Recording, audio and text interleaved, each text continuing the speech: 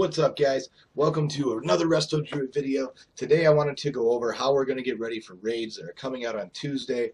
What do we need to know? What do we need to have? What do we need to bring in order to be the best we can be? Okay.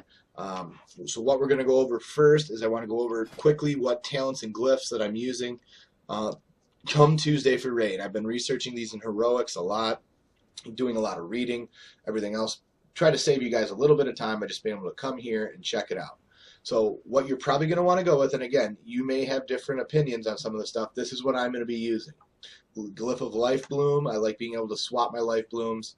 Glyph of Regrowth, I like to make sure that that's a permanent crit. And Glyph of Wild Growth because it gets that extra person in there, and I think it's important. Also Glyph of Grace I think is also important. Other than that, up to you. Talent-wise, I'm going with Feline Swiftness. I like having this ability because I like to be able, especially in the opening tier of raiding, I like to be able to move around. I like to be able to move around fast and efficiently. And the other two options do not allow me to do that as well as that one does. In my second tier of talents, I'm going with Nature Swiftness. The reason being is at the beginning of any raid tier, having that oh crap button to put on a DPS that stands in the wrong thing, to put on a tank that's taking a ton of damage, to having that ability as a backup every 1 minute is nice to have. Cenarian's Ward, again, is okay. I'm going to use Nature Swiftness, though, just because I like having that oh crap ability. The 45 level talents, I don't care about either way for raiding. It doesn't matter to me at all. The 60 level talents, this is where it gets tricky. I've played with all of these. Done a ton of research on these because this is the most intriguing talent line as a Resto Druid that we have. The Tree Ants can be very, very good. The nice thing is they don't cost mana. They're up every 1 minute. If you're having tons of problems with mana throughout a fight, this is nice to have because it really goes out and it will blanket all the heals that you need. It's just a really nice talent to have. I recommend trying it out a little bit. But for me, again, I'm using Incarnation. The reason I'm using Incarnation is because I'm used to Incarnation. I've raided with Incarnation for years. It's very, very comfortable to me. I know exactly how it works, and I like having that ability to hit like a truck, be able to move, cast permanent crit regrowth, Life Bloom all my targets, especially with the increased duration of Life Bloom. You can actually get everybody Life Bloomed up, especially if you know that big damage is coming out. It's such a nice cooldown to have, okay? Soul of the Forest. This is where it gets tricky. Okay, Soul of the Forest is actually, in my opinion, going to get Resto Druids nerfed.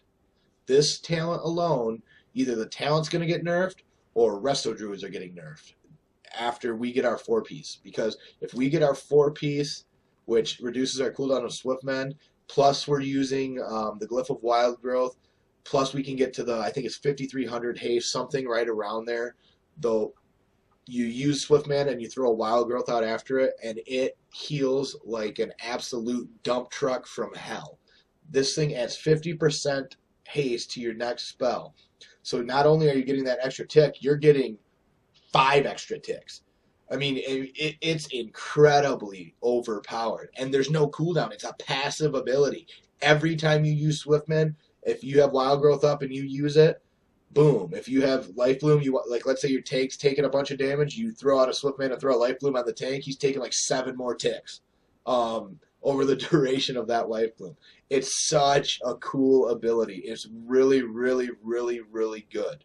The only reason that I'm not playing with it is because my gear, my haste level of my gear is so low that I like having that Incarnation just at the start. I may end up changing midway through the raid, especially if there's fights where constant AoE damage is coming out, like every 15 to 20 seconds instead of every 30 seconds to a minute, just because of the fact that with my Incarnation, it's a 3-minute cooldown, whereas this is a passive ability. So it's always as good as my Swiftmend is cooling down.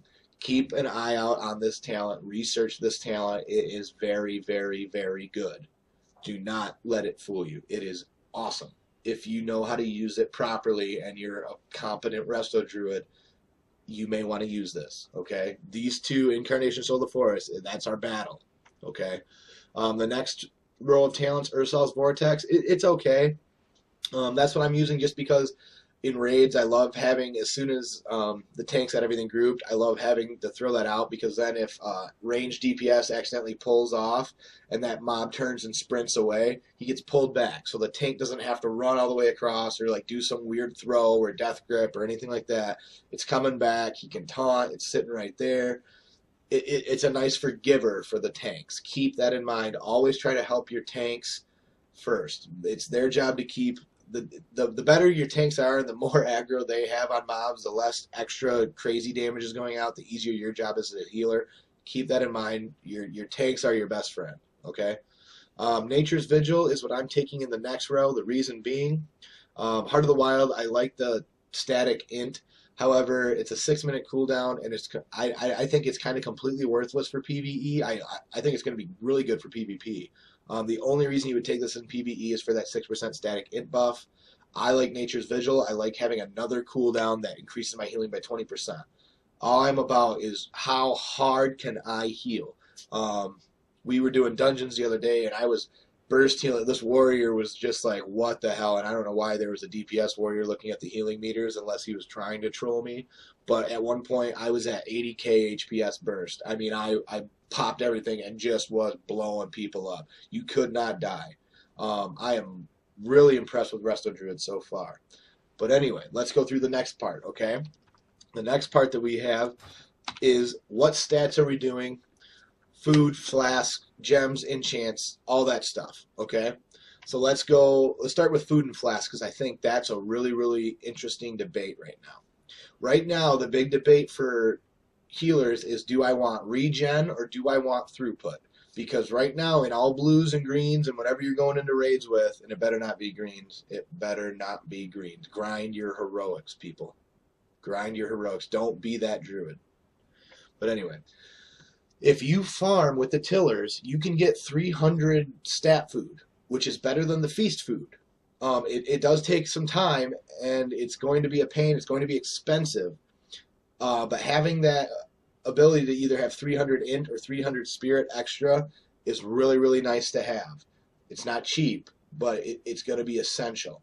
The second thing is same thing with flasks. Having that spirit and that int flask is going to be huge. You're going to want to make sure you have both, because what we're doing during progression, guys, is we're progressing. We're learning the fight. We're learning how our class best handles different things. Do we want more spirit on this fight so that we can heal a little bit longer, but it's not quite as hard?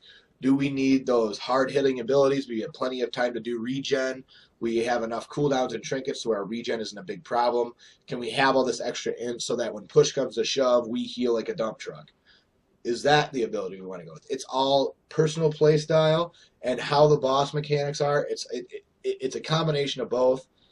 So keep that in mind. Always have them both handy, because it's going to make the difference between life and death during your raid. That's what our job is the difference between life and death. That's what a healer is. He is the difference. There's no more important role than a healer who is extremely competent. An extremely competent healer makes the entire raid better. The entire raid does better. Okay? So always, always, always be tweaking with things, be looking at things in dungeons, saying, oh, I really like the way this works, and blah, blah, blah. Stat weights. Int, spirit are your most important stats. Haste, the first breakpoint, everything that I've read is 3043. Okay? That's what you're going to want to go for, that 3043. After that 3043, haste is almost completely worthless for Resto Druids. So the next thing that you're going to want to do is reforge everything to mastery after that, okay? Mastery is a little bit better than crit. So if you have crit on your gear, it's not a huge problem, but reforge it away. That's your worst stat. It's really important that you do that. It's important that you understand that after that break point, I want my heals to heal harder. That's a big thing. But that's kind of the stat weights that we're going through. Trinket-wise, go with what you're comfortable with. I'm going to be using throughput trinket, or not throughput, but regen trinkets, okay? I really, really like regen trinkets. I think that in the first few raids, until we start getting some Valor Point gear, some raid gear, we're really going to probably want to have that extra the extra regen in the beginning fights, just to kind of cope, to try to keep the raid alive as long as we can during progression, because remember, the longer we keep them alive, the more they learn, the better they pick up mechanics, the quicker we kill the boss, the less attempt it takes to kill a boss. And that's the most important thing, is how quickly can we kill the boss and get them on farm and move on to the next one. Okay, so keep that in mind. The last thing I wanted to go over was add-ons. Okay, make sure. I was very lazy in my old videos with add-ons because we were in DS and no one cared about DS because DS had been done and gone for a long, long, long, long time. Okay, what you want to look at now is very, very simple. I use LVUI. Obviously, I like on my target. I like having the buffs that they have. I like being able to see that. However, on me, I don't care. I don't want to have 18 bars up here. So I took those off and I went and got Tell Me When, and I've got it all set up the way I want. So now when I pop my direct healing spell, there's my trinket.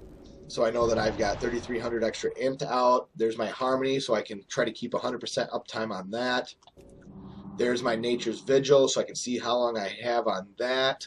I've got all these things set up to help me keep track of everything without me having to look up here, without me having to read through here.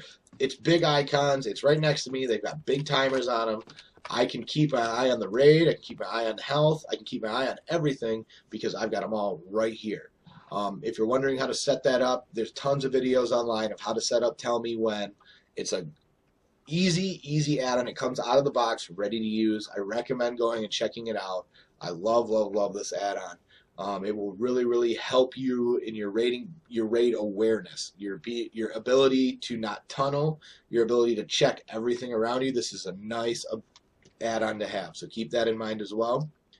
But those are the main things I wanted to go over, guys. So be ready for raids. Gemming, do it. Go gem. Please go gem and enchant your gear to the best of your ability. There's Elitist Jerry's MMO Champion. There's 4 or 5 different sites probably that all will tell you which ones are going to be your best enchants. If they're not available on the auction house, that's okay. See if there's something else that's available. Just like this is when we're going to spend our gold. This is why we farmed gold, is that we can spend 10K on gems and enchants so that when raid opens, we're in that driver's seat. Okay, we're the best we can be. It is a huge. Look at the difference here. Okay, look at my meta gem on my head. 432 spirit, plus a 320 spirit blue gem, plus 180 int socket bonus. Let's just take the spirit. That's 752 spirit bonus that I get. Let's look at my heroic trinket, 847. So just in my headpiece, I've almost matched my trinket. You're telling me that you could have an extra throughput trinket on your head, essentially, with gems and enchants. This is why it's so important, guys. You gotta go do it. I know it's expensive, but go do it. It's extremely essential. A lot of the guild, if you're in a good guild, they'll help you. They'll, just go farm the mats if you don't have the money and have someone in the guild make them for you. It doesn't take that long. Or pay someone in the guild. Try to find a way to get them because you're gonna need them. It's important to make sure that you have them. But anyway, guys, I'm excited for Tuesday. Raiding starts. We'll see you in the raids. Have fun. Like and subscribe. See you next time.